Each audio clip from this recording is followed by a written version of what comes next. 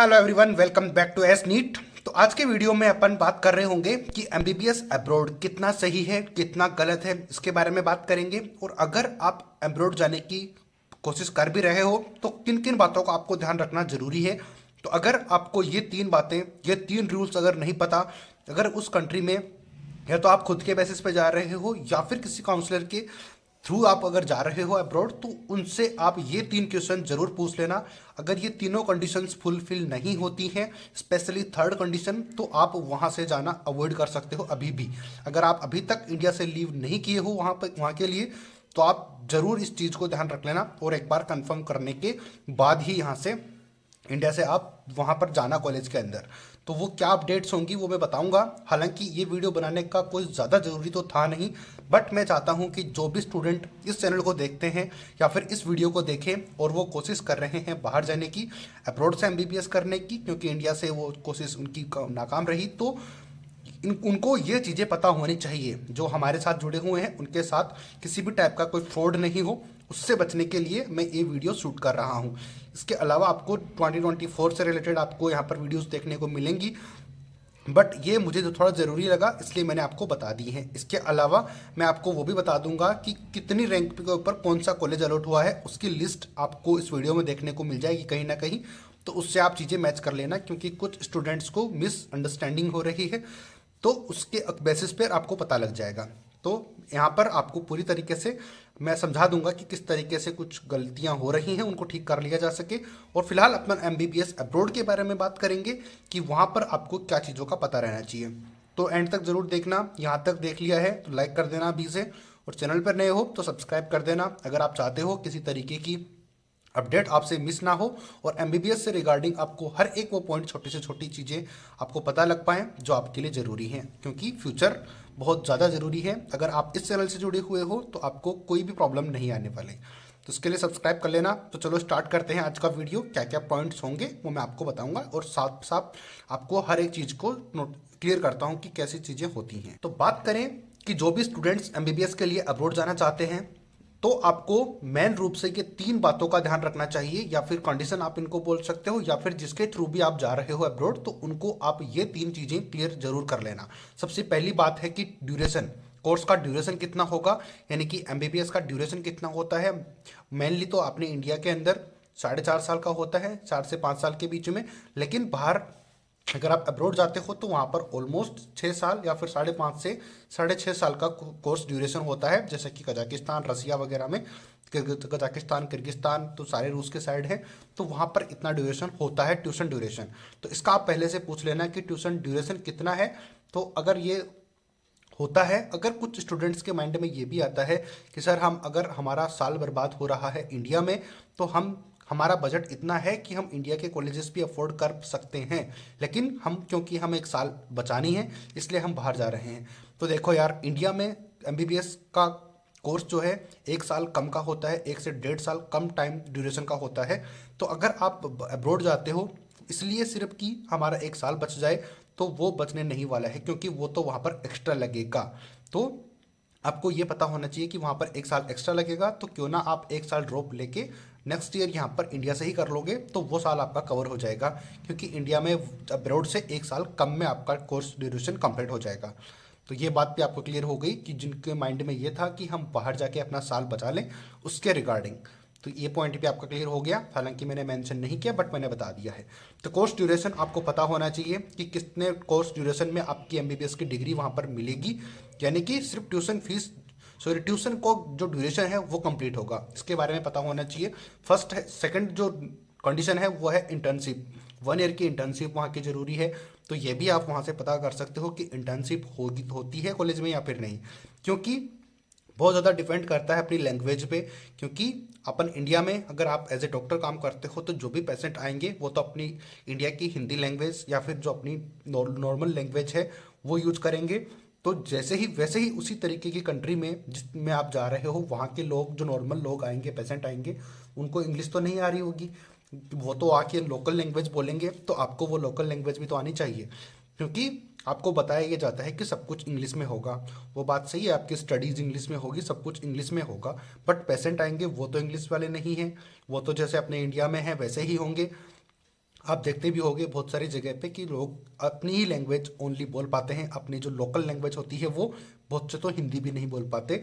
तो उनके साथ कितनी प्रॉब्लम्स होती हैं। तो वैसे ही दूसरी कंट्रीज़ के जो भी लोग हैं उनको आप देख के इसको आप खुद से महसूस कर सकते हो कि ये चीज़ तो डेफिनेटली होनी ही है।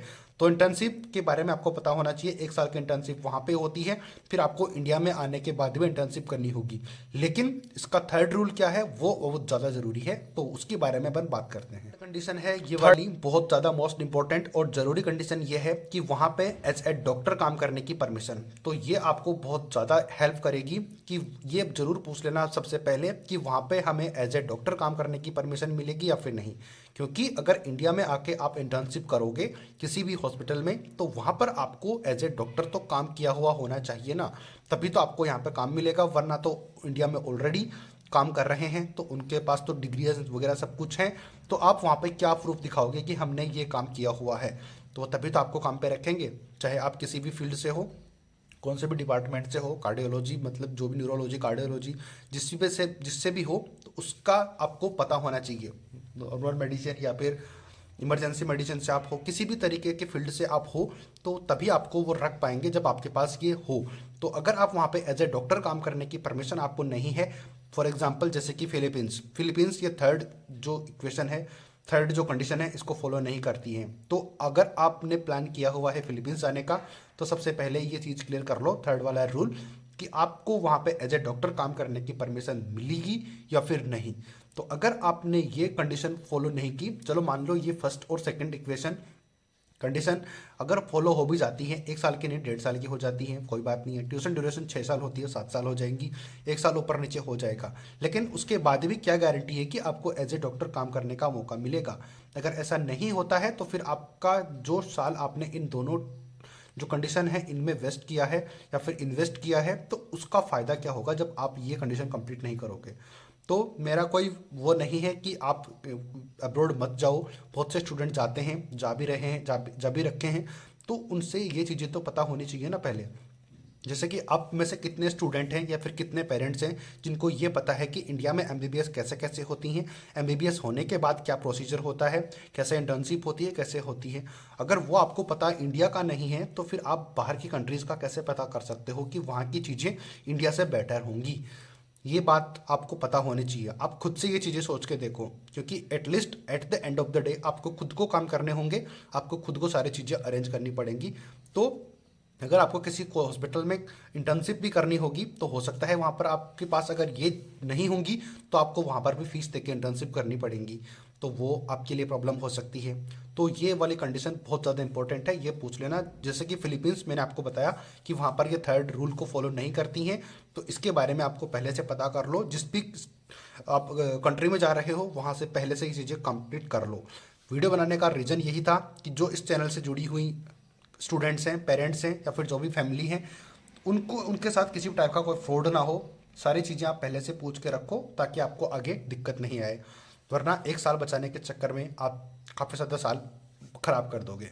तो ये था मेन रीज़न बताने का कि एमबीबीएस अब्रॉड जाना सही या गलत। देखो हर जगह पे पॉजिटिव नेगेटिव पॉइंट्स होते हैं, तो जो भी काउंसलर्स होते हैं वो आपको ओनली पॉजिटिव पॉइंट्स बताते हैं, नेगेटिव कोई नहीं बताता। बट आपको खुद से पता होना चाहिए कि हर एक चीज़ के नेगेटिव पॉजिटिव पॉइंट होते हैं।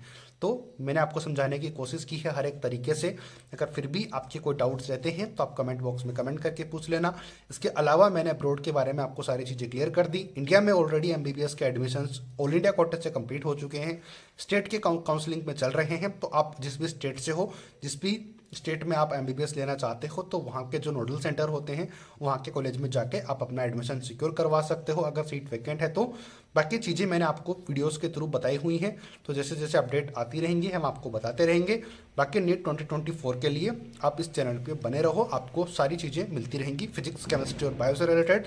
जो क्वेश्चंस आने होंगे, जहाँ से आने होंगे, उस टॉपिक को हम आपको अच्छे तरीके से समझा देंगे एकदम ट्रिक्स एंड टिप्स के साथ, ताकि आप उसको कभी ना भूलो।